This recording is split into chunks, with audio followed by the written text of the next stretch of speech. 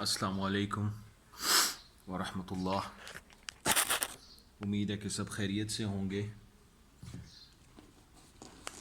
بسم اللہ الرحمن الرحیم. اچھا جی، تو آج کا ہمارا ٹاپک ہے کہ بی ڈی ایس کے بعد جب آپ ڈینٹسٹ بن گئے، آپ کی ہاؤس جاب کے 10 منتھس ہو گئے ہیں، 2 مہینے رہتے ہیں، اور اب آپ نے کیا کرنا ہے. اب یہاں سے ساری گیم سٹارٹ ہوتی ہے. This is where every things get serious.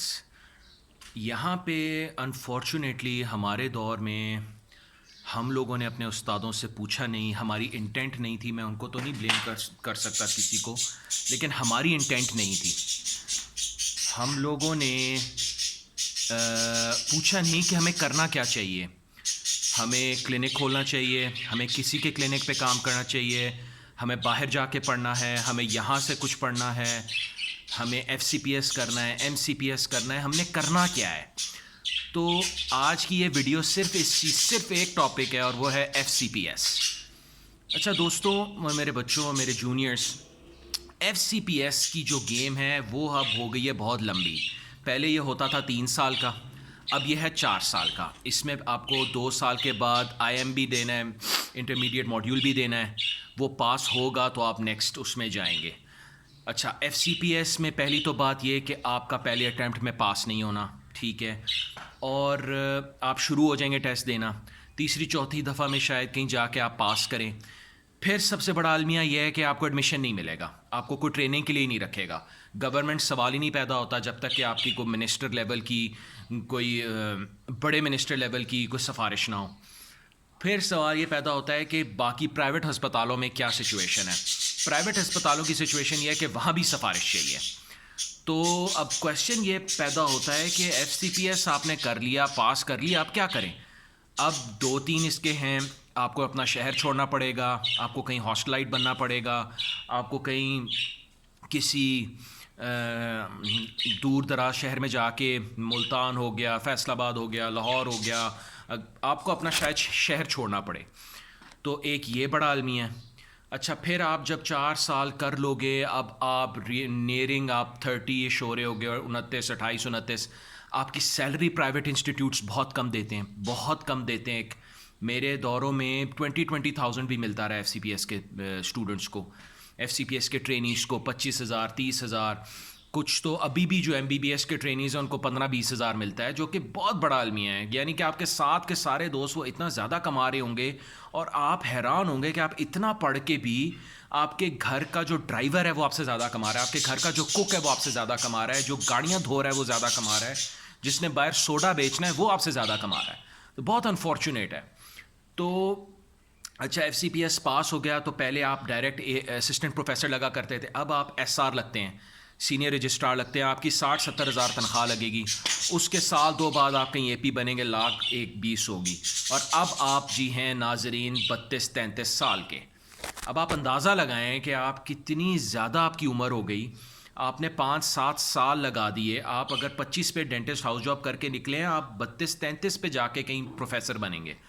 تو اب اس کے فائدے یہ ہیں کہ ایک تو باہر کے ملکوں میں آپ کو بہت فائدہ ہے، مڈل ایسٹ میں بہت فائدہ ہے، سعودیہ میں آپ کو اچھی خاصی سیلری مل جائے گی. یہاں پہ تو اس کا میں نے ایف سی پی ایس والوں کو پریشان دیکھا ہے، فائنینشلی اسٹرانگ نہیں دیکھا.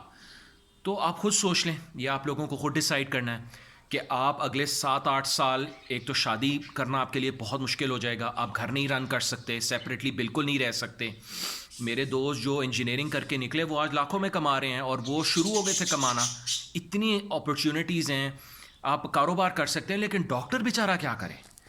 تو میں یہ ویڈیو دوبارہ بتا رہا ہوں کہ بنانے کا مقصد یہ ہے کہ اگر ہمیں کسی نے بتایا ہوتا کہ میرے بیٹے، میرے بچے، اگر آپ ڈاکٹر بن کے آپ کو فوراً پیسہ کمانا ہے تو دکان لے لو، کلینک کھول لو، کمانا شروع کر دو گے.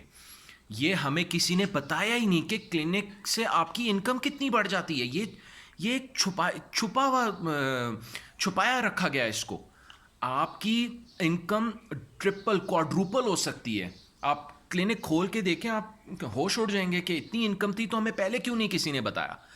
تو میرا مشورہ یہ ہے کہ جنہوں نے ایف سی پی ایس کرنا ہے وہ پھر بھول جائیں، وہ پھر اور کچھ نہیں کر سکتے، وہ پھر 7-8 سال شادی بھی بھول جائیں، ہر چیز بھول جائیں، وہ بس پھر یہی کریں. اور تب تک اور ان کے پاس کوئی آپشن نہیں ہے. دوسرا یہ ہے کہ شاید کوئی بریلینٹ ہو, اگر آپ کی سرجری میں FCPS ہو گئے تو پھر تو آپ کلینک بھی نہیں کھول سکتے. تو اگر کوئی بہت محنتی انسان ہے جو کہ ٹریننگ بھی کر رہا ہے, کلینک بھی کر رہا ہے, وہ شاید کوئی نظام چلا لے اپنا, جو کہ کم لوگ ہوتے ہیں. تو یہ ہے سارا FCPS کی بال گیم,